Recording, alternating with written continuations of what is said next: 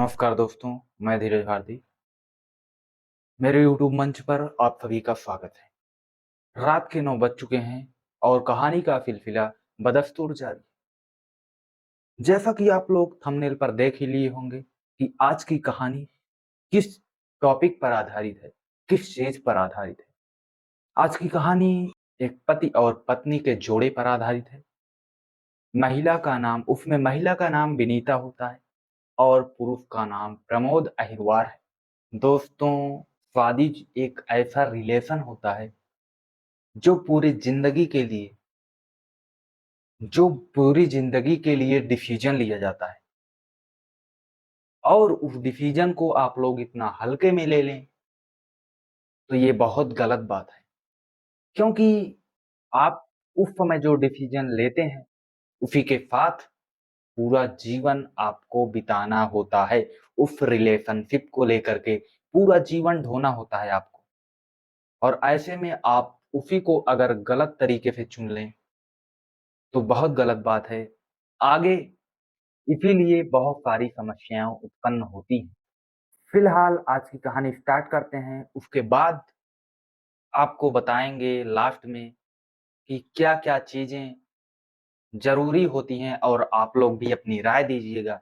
फिलहाल पहले कहानी को इत्मीनान से समझिए, उसके बाद हम लोग उसमें फैक्ट निकालेंगे, क्या-क्या कमियां होती हैं, क्या-क्या हमें सुधार करना चाहिए, क्या-क्या ध्यान देना चाहिए उस रिलेशन को अपने आप से जोड़ते समय। चाहे आप एक लेडीज हैं या आप चाहे पुरुष हैं, दोनों को ध्यान देना चाहिए कुछ बातों का। तो चलिए फिलहाल कहानी को स्टार्ट करते हैं। तो इस कहानी में जो विनीता नाम की महिला होती है, उसकी शादी कोतवाली के नया रामनगर अजनारी रेलवे क्रॉसिंग के पास रहने वाले प्रमोद कुमार अहिरवार के साथ 2011 में हुई थी। दोनों के 3 बच्चे हैं। शिकायत में कहा गया कि आरोपी प्रमोद अहिरवार पत्नी विनीता के साथ अक्सर मारपीट किया करता था। हैरानी की बात यह है कि साल 2018 से परिजनों का अपनी बेटी विनीता से कोई संपर्क नहीं हो पाया था। परिजनों ने प्रमोद से पूछा तो प्रमोद ने बहाना बना दिया कि विनीता दिल्ली में किसी के साथ रह रही है। विनीता की मां ने शक जाहिर किया कि उनकी बेटी के साथ कोई हादसा हो गया है, कोई साजिश हुई है। इस शिकायत पर जिलाधिकारी ने मजिस्ट्रेट के साथ उरई कोतवाली पुलिस और सीओ को प्रमोद के घर जांच करने के लिए भेजा। जांच के दौरान पुलिस अफसरों ने प्रमोद को हिरासत में लेकर सख्ती से पूछताछ की। पुलिस की पूछताछ में प्रमोद ने अपनी पत्नी विनीता की हत्या कबूल की। प्रमोद ने पुलिस के सामने बेहद चौंकाने वाला खुलासा किया, जिसे सुनकर पुलिस अफसरों के पैरों तले जमीन खिसक गई। प्रमोद ने पुलिस को बताया कि उसने अपनी पत्नी की हत्या कर शव को घर के अंदर वाले कमरे में दफन कर दिया था। लाश को दफनाने के बाद पक्का फर्श बना दिया था। यह खुलासा होते ही पुलिस की टीम सिटी मजिस्ट्रेट के साथ उस कमरे में पहुंचती है और वहां की खुदाई स्टार्ट कर देती। उस कमरे की खुदाई स्टार्ट कर देती। कमरे की खुदाई में पुलिस को एक महिला का नरकंकाल मिला। शव पर मिले कपड़ों से विनीता की मां ने पहचान लिया कि लाश विनीता की है।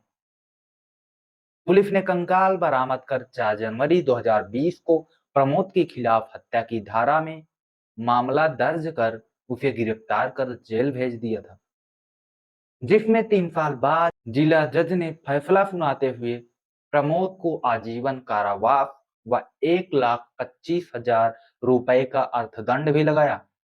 मामले में जिला शासकीय अधिवक्ता लखनलाल निरंजन ने बताया कि उक्त मामला में पुलिस द्वारा 2 मार्च 2020 को आरोप पत्र दाखिल किए गए थे। इसके साथ ही 7 गवाह अभियोजन पक्ष की ओर से दाखिल किए गए, जिसके बाद 3 साल तक चली सुनवाई के बाद प्रमोद कुमार को हत्या की धारा 302 आईपीसी के तहत जिला और पत्र न्यायाधीश लल्लू सिंह ने दोषी माना और आजीवन कारावास की सजा सुनाई। दोस्तों, ये रही पूरी कहानी। मुझे इसमें ये नहीं समझ में आता है कि लोग जब ये निर्णय लेते हैं तो आखिर कैसे लेते हैं? इस रिलेशन को बनाने में क्या देख करके कबूल करते हैं एक दूसरे को, उसके बाद में ऐसा अंजाम देने की भी नौबत आती है। मुझे कुछ जो फैक्ट्स समझ में आते हैं वो मैं आप लोगों के सामने रख रहा हूँ। बाकी आप लोगों का भी इस स्टोरी के बारे में जो सुझाव है वो कमेंट बॉक्स में ज़रूर दें। इससे मुझे भी बहुत सारी जानकारियाँ प्राप्त होंगी और औरों लोगों को भी इससे समझने का मौका मिलेगा। दोस्तों, मुझे कुछ ऐसा लगता है कि जैसे आप लोगों ने समाज में देखा ही होगा कि कोई चीज़ जब नई होती है, चाहे आप लोग 2 चाहे 200 का मान लो एक जूता एक आदमी खरीदने जाता है, चाहे 200 का नया जूता खरीद कर लाओ, देख कर के अपने मनपसंद का, और चाहे 2 लाख का, दोनों ही देखने में नए-नए होते हैं तो बड़े अच्छे लगते हैं। लेकिन वास्तविकता उसके बारे में तो तब पता चलती है जब कुछ दिन उसे यूज़ किया जाता है। तो पता चलता है नहीं, ये 200 और 2 लाख वाले में बहुत अंतर है। ये तो 4 दिन पहनने के बाद, 1 महीने पहनने के बाद ये डिस्कलर हो गया, इसके ये डैमेज हो गया, इसके फॉल उखड़ गए, कुछ भी खराब हो गया, और लेकिन वो महँगा जो है, वो काफ़ी दिन चलता है। तो इस प्रकार के अंतर दिखाई हो देते हैं। उसी प्रकार चाहे जब रिश्ता बन रहा होता है, जुड़ रहा होता है, तो उस समय चाहे खराब प्रोडक्ट हो सामने वाला, चाहे सही हो, लेकिन उस समय अच्छा लगता है क्योंकि वो नया-नया होता है। आप लोगों ने बहुत सारे ऐसे एग्ज़ाम्पल भी अपने समाज में देखे होंगे कि कोई लड़का दारू, गाँजा, सिगरेट हर एक नशा करता है, कर रहा होता है, उसके बावजूद भी जब ये मैरिड में जो कुछ फंक्शन होते हैं, उसमें एक होता है, शायद मुझे बहुत तो नहीं पता है, उसमें ये सुपारी और पान खिलाया जाता है, कुछ ऐसा चलन होता है। तो उसमें उसको खाने के लिए अपने ससुर के सामने ये दिखाने के लिए मैं ऐसा कुछ नहीं, मेरे अंदर ऐसी गंदी आदतें कोई नहीं है, उसको अगर खिलाया जाता है उस कार्यक्रम के तहत, तो वो व्यक्ति कहता है वो इसको कितनी जल्दी थूक दें, कहाँ थूकें? ये मुझे अजीब-सा फ़ील हो रहा है। ये दिखावापन होता है और ये दिखावापन उसके साथ बिना कुछ दिन बिताए नहीं समझ में आता है।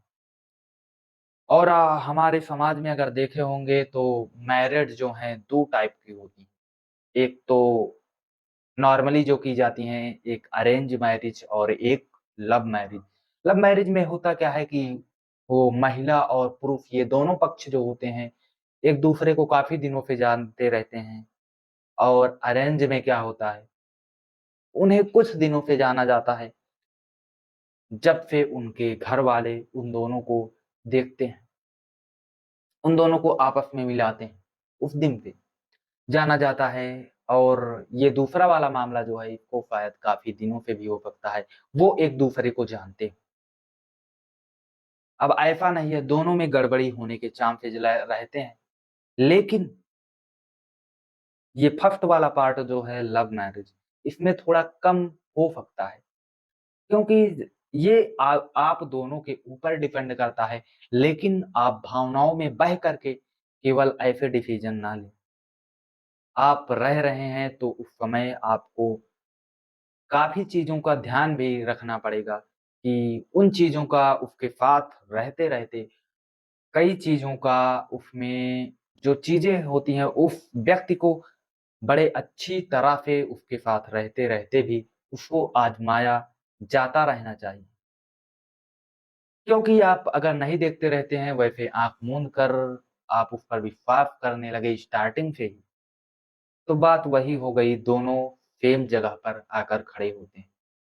तो कुल मिलाकर के कहने का ये मतलब है, जिसको बहुत दिन से जान रहे हैं, चाहे अरेंज मैरिज हो या लव मैरिज, अरेंज मैरिज में भी जिसके घर वाले को आप जिस लड़के के बारे में आप बहुत दिनों से जानते हैं, उसी के साथ कुछ अगर रिलेशन बनाना चाहते हैं, तो उसी के साथ कोई निर्णय लीजिए। अगर जिसके बारे में नहीं जान रहे हैं, किसी तीसरे व्यक्ति के थ्रू ले जाते हैं, क्या भरोसा कौन आज एक-दूसरे का भला चाहता है। तीसरे के थ्रू तो बहुत ज़्यादा मुझे नहीं समझ में आता है। फिलहाल ये बेटर पड़ता है, लेकिन ये इन दोनों के ऊपर डिपेंड करता है। क्योंकि जब तक आप एक-दूसरे के साथ काफ़ी दिनों के एक-दूसरे के साथ कुछ टाइम नहीं बिताएँगे, तब तक पता नहीं चलेगा कि ये व्यक्ति किस कैटेगरी का है। जैसे बात जूते वाली है, आप जब तक उसके साथ कुछ समय तक टाइम नहीं देते हैं, तब तक नहीं पता चलता कि ये किस कैटेगरी का है।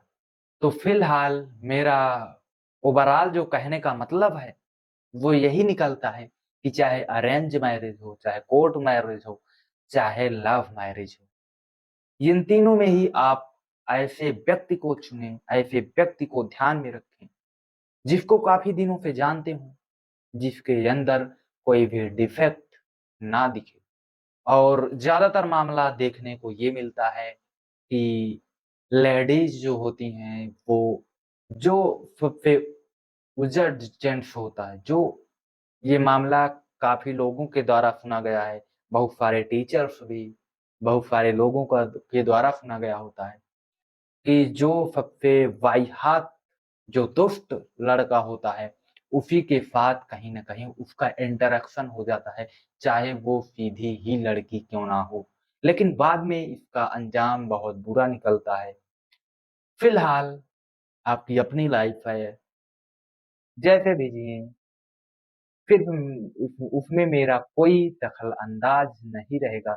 लेकिन मेरा इस घटना को आपके सामने रखने का मकसद यही है कि आप इन चीज़ों से रूबरू रहें, कैसी घटनाएँ समाज में हो रही हैं और इन घटनाओं से आप इन घटनाओं के बारे में जब जानते रहेंगे, तो शायद कुछ अच्छा कर पाएँ, शायद अच्छा निर्णय ले पाएँ, जिससे हमारे समाज में कुछ सुधार हो सके। फिलहाल आपका कमेंट हमारे लिए बहुत उपयोगी है और समाज के लिए भी है।